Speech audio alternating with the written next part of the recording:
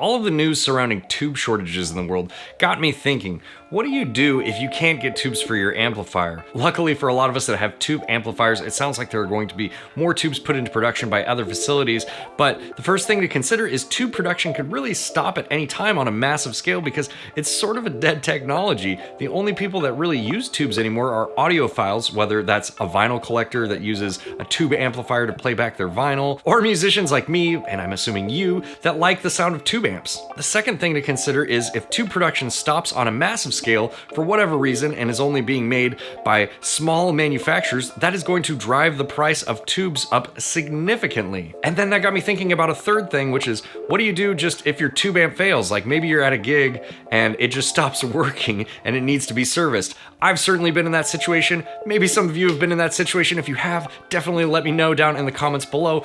You made me blow up an amplifier! But what I wanted to do today is make a video about solid state rigs that don't suck. What's up guys, welcome to the channel. My name is Taylor, and just like I said in the title, we're gonna be looking at some solid state rigs today. What I'm gonna do is I'm going to take you through different budgets. We'll start at like a lower end budget using a pedal like this one. This is actually a power amp pedal from my buddy Shay at This Heavy Earth Effects. I will link comparable products down in the description below, as well as other things that I would suggest if you're putting this sort of flight rig or backup rig together. But this is just what I have access to for this video, and plus I think it looks really cool. I mean, that's some pretty cool artwork, right? Maybe you have some pedals that you already like that you could just add a power amp pedal to, and you could have yourself a flight rig. And then we're gonna move up to the rig that I use, which is my AxeFx 3 and Seymour Duncan Powerstage 700. And we'll work our way up in terms of budget and talk about the pros and cons of each rig. And hopefully you guys find this video helpful. All right. Okay, this is the Flesh Rot pedal, and it mimics an Ampeg 140C, if you guys are familiar with that amp.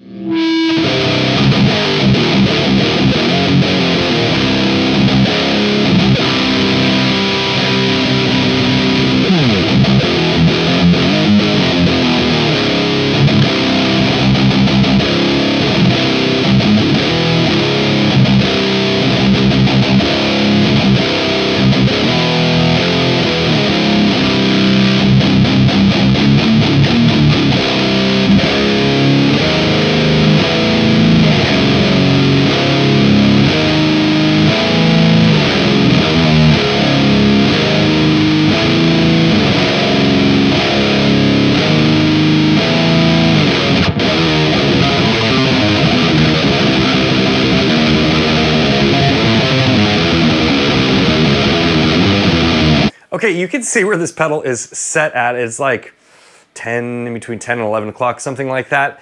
And that is pretty much as loud as I can turn it up without it just being uncomfortable to be next to. So just to give you an idea, these little pedal power amps really can power, you know, a 4x12 cabinet.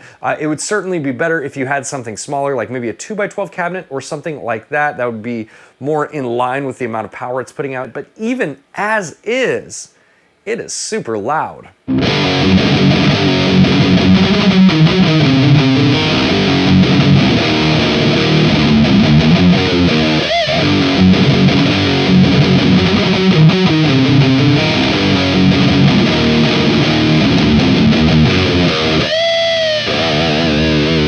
Okay, this is a really cool pedal. There's one more sort of analog pedal that I want to try out, and then we're going to plug in a pedal that has some processing in it so that you can run different preamps and effects and see how that compares in terms of sound. Okay, let's do that now. Okay, this is the death metal distortion pedal, a pedal that I think gets shit on a lot for no reason. So let's turn this guy on and see how it sounds.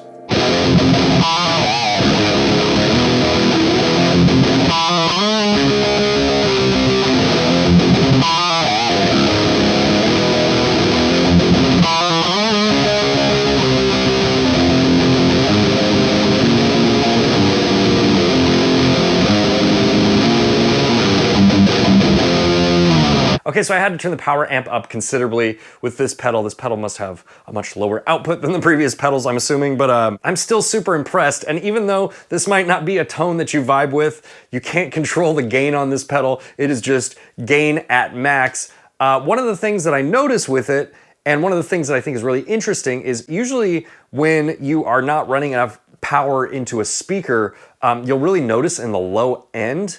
And this thing has like a ridiculous amount of low end on it. Here, let me show you.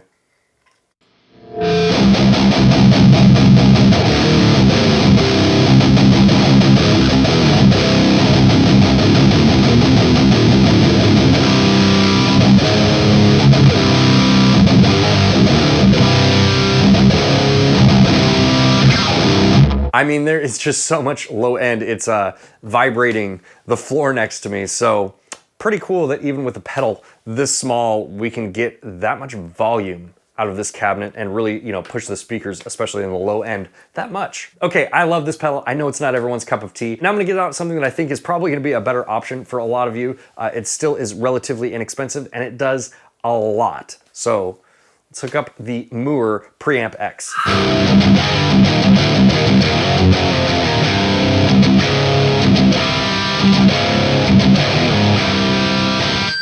Okay, this is the 𝗦𝗇𝗏 Preamp Model X. This is a pedal that I really, really love. You've probably seen it on my channel, but I am using, this sounds like my crank, so I'm pretty sure this is a capture that I made on the GE Labs app with the crank Rev 1 Plus.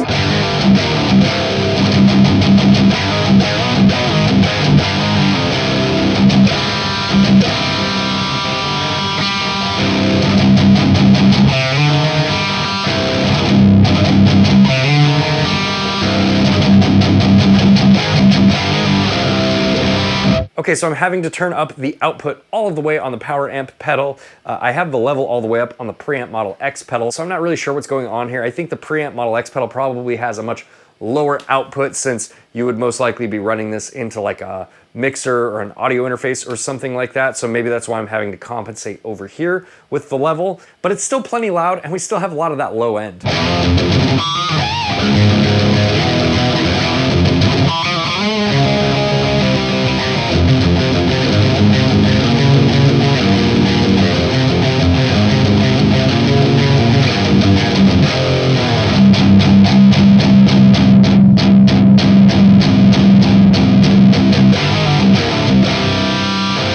In all fairness, when I captured this, I captured it with the gain much lower, and I usually boost this amplifier. And since I don't have a boost pedal plugged in here, I'm turning the gain up more. And the gain that the Preamp Model X adds in is kind of a little bit weird. Let's turn the gain down, I'll show you what I mean.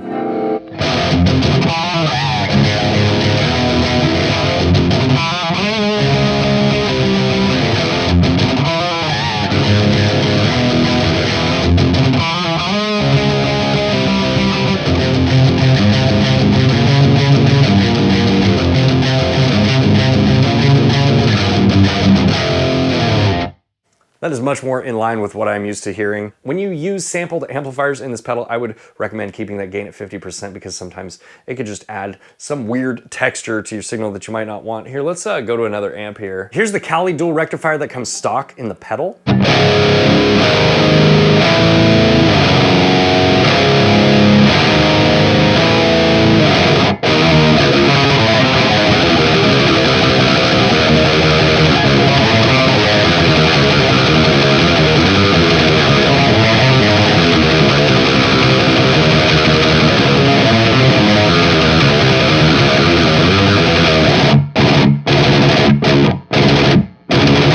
That might be my favorite one yet. I was actually able to turn the output on the power amp pedal down a little bit. So, you know, maybe it just has to do with my capture. Maybe I captured it a little bit too quietly. But yeah, we're definitely having to compensate on the power amp pedal a little bit with this 𝗦𝗇𝗏 Preamp Model X pedal. Okay, next I'm gonna get out a couple different modelers in some different price ranges, and you can compare how they sound, you can compare how loud we can get them with this cabinet. And then after demonstrating that stuff with pedal, we'll move on to the main rig that I use, which is an AxeFx 3 in a case with a Seymour Duncan Powerstage 700, which is probably gonna be the most expensive option on this list. But I wanna give you guys an idea of what these options look like, starting out at a lower price point and then moving up to that. So we'll do that last.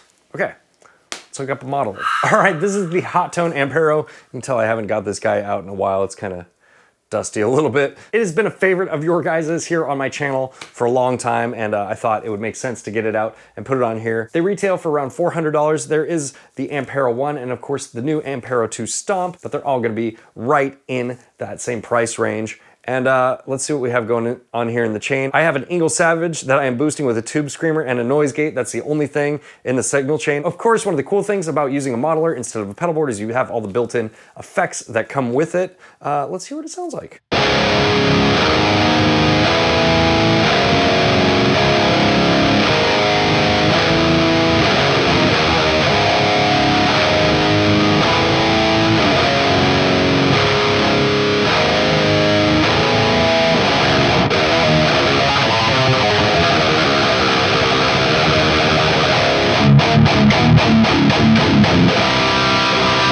Okay, we are plenty loud. In this situation, I would actually prefer to run my power amp up all the way or near all the way and then use the volume pedal on the modeler to control the overall volume. I think you get a little bit better results that way. But yeah, it's plenty loud, man. And I think that this sounds a little bit better if I'm being honest. It just sounds a little bit less harsh to me than using a pedal. But you know, if you have a pedal that you really like, then you really like that pedal, that's what you should use.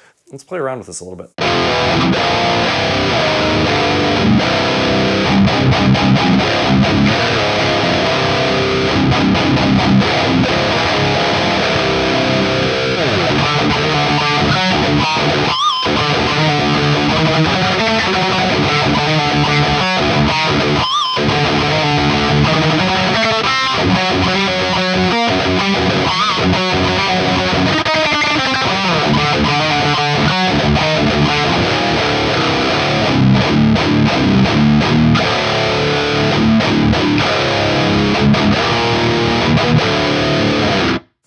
Yeah, dude, I don't know what to say. It sounds mean. Super, super heavy. And like I said earlier, we have the effects in here too. So you really have a large value proposition using something like this as opposed to just using pedals. But pedals are cool. It's modular. I get it. I get why people would want to do that. I'm just saying, just trying to save you some money. Let's turn our delay and reverb on. I don't even remember what I have these set to, but let's try it.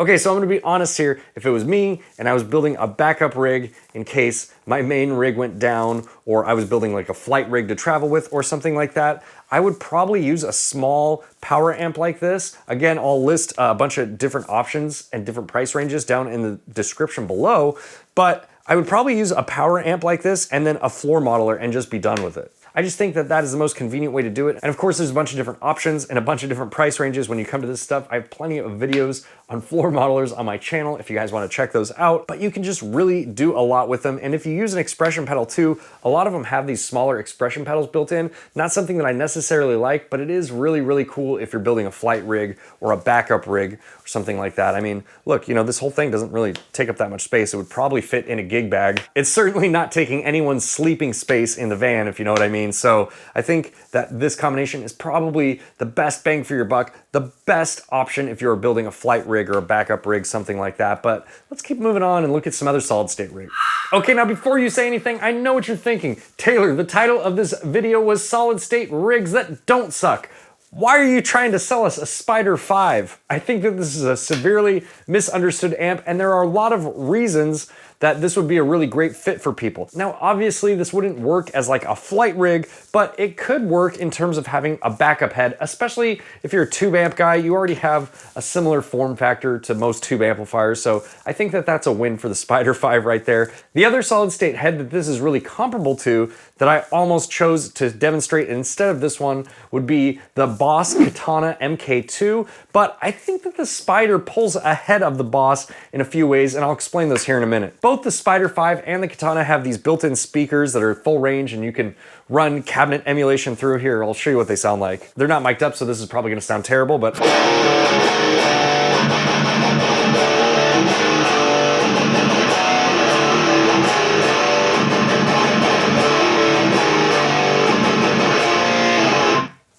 you get the idea. So you're not gonna be playing any shows and they're not gonna keep up at your band rehearsal, but it is really cool that, you know, you could take this amp home and it's essentially a practice amp as well as a head. Both the 𝗏𝗘𝗏𝗧 head and the Spider 5 head can be controlled via foot switching. The Boss actually has MIDI on it, I believe. Cut that out if that's wrong. With the Line 6, you have to use, you know, that Ethernet cable and one of their FBV floorboards, so you're a little bit more limited there. But the reason that you would want to be able to control it with a foot switch in the first place is with these heads, you have a full suite of effects included with them. You have a ton of different amplifiers that you can choose from, and to really be able to access that stuff and take full advantage of it, you really are going to want some sort of controller when you're playing live. Now, what I think makes the Spider 5 better than the 𝗏𝗘𝗏𝗧 head is you can actually connect to the Spider 5 with your iPhone or your Android, and you can control it via an app. And it really just allows you to dial in this amplifier without being limited with the options that you have here on the front panel. Now, this is kind of where these amps differ. You can still dial in all of these settings here. Like if you go into this menu here and you press effects, and then you hit this edit button, you can actually go through and dial each one of the different parameters. It's a lot easier with the app. With the 𝗏𝗘𝗏𝗏, you have a lot of functionality on the front with the dials, but you really need the editor to go in and really fine tune your patches. So that is a big downside to the 𝗏𝗘𝗏𝗏 head and why I think the Spider 5 head is a little bit better. Here's some different tones that I've dialed in with it. This one is using the Criminal, which I believe is a PV5150.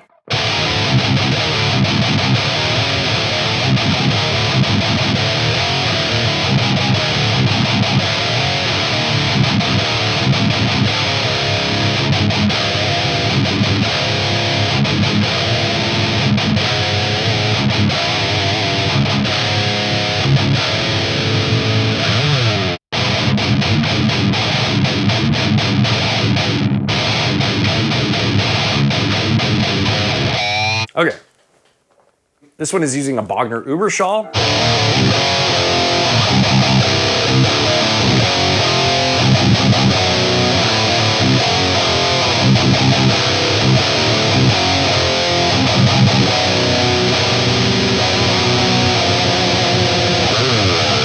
And this last one is based off a dual rectifier.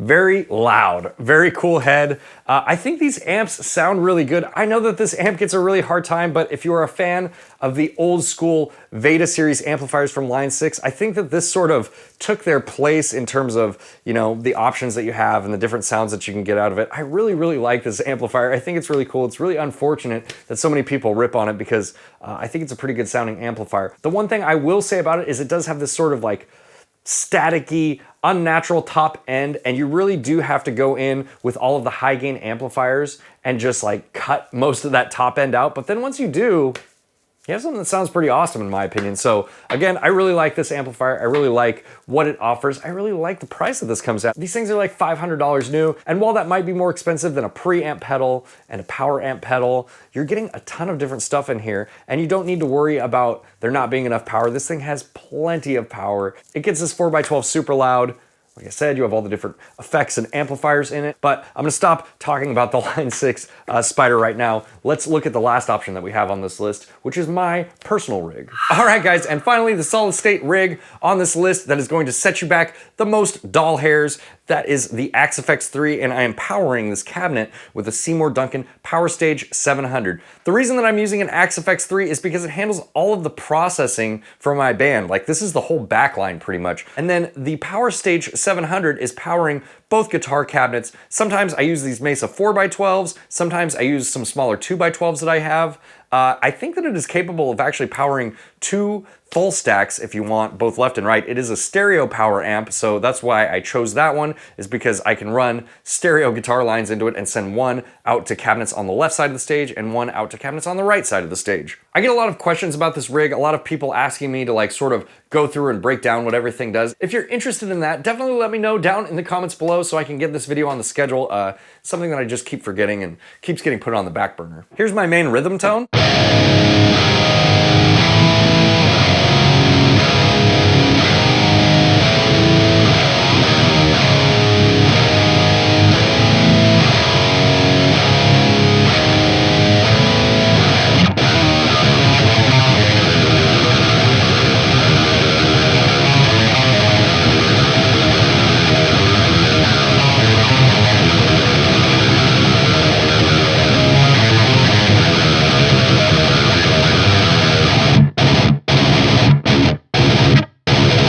I really love the tones that you can get out of the AxeFx. There are way more options than I use, and a lot of this stuff is actually over my head. But the point is you can really manipulate any parameter that you can possibly conceive of. Now, of course, you could swap out the AxeFx for a 𝗦𝗦𝗘𝗖𝗓 or a Quad Cortex or another one of these high-end modelers. I just chose the AxeFx for this rig because it's rack mountable and I knew it could process the signals for both backing tracks and my guitar and cover all of the effects that I use live without having to get another modeler or without another piece of gear to process any of those tracks. So that's why I did it. This patch that I'm using is based off a Fryette D60 amp. That's the Deliverance 60-watt amp. It's an amp that I really like. I'm actually boosting this. In each amp block, you actually have a built-in boost with the AxeFx, so there are my settings there, and I am boosting this with the grinder, which is based off of Fort and Grind. Let me show you guys some other stuff too. Here's this like atmospheric sort of lead tone that I have dialed in.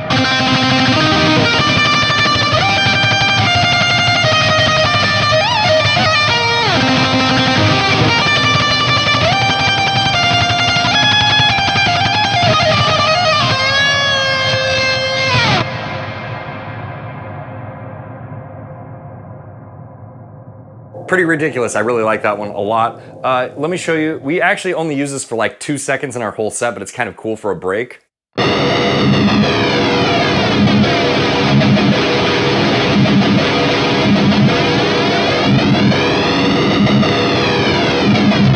I like to think of that as my nu metal flanger break. I have a pitch shifter for all my genty boys out there that like low tunings.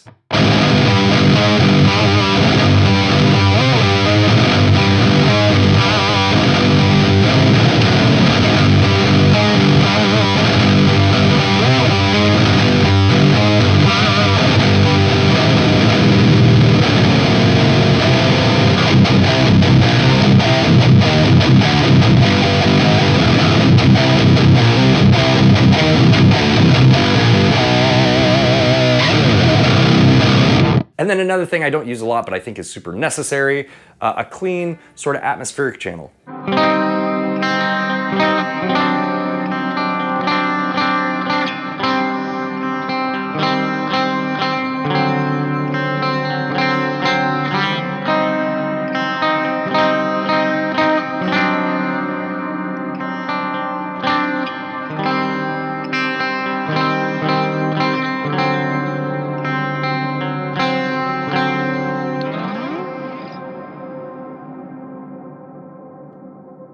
Of course, all of the trails. It's a lot different than a tube amp in a lot of ways, but I think at the end of the day, it will get you to your goal, no problem. So if you take everything out of here and you have just the AxeFx and just the 𝗦𝗫𝗏 Powerstage, you are looking at maybe just shy, right around like $3 grand or something like that, which now you're in the range of some of these more expensive boutique amplifiers, but I'm actually using this to process 2 guitar signals and a bass signal, which is something that you can't do with an amplifier. So if I was gonna replicate all of this with traditional gear, it would be significantly more expensive and less compact and less easy to set up. One of the huge things that I considered when I was building this rig is I wanted something light and compact and portable and really easy to set up, since I'm the only guitar player in my band and a lot of time I'm setting this thing up by myself. So for me, this is a really, really good, convenient option. It also sounds terrific. It also has a bunch of great effects, and that's why I use it.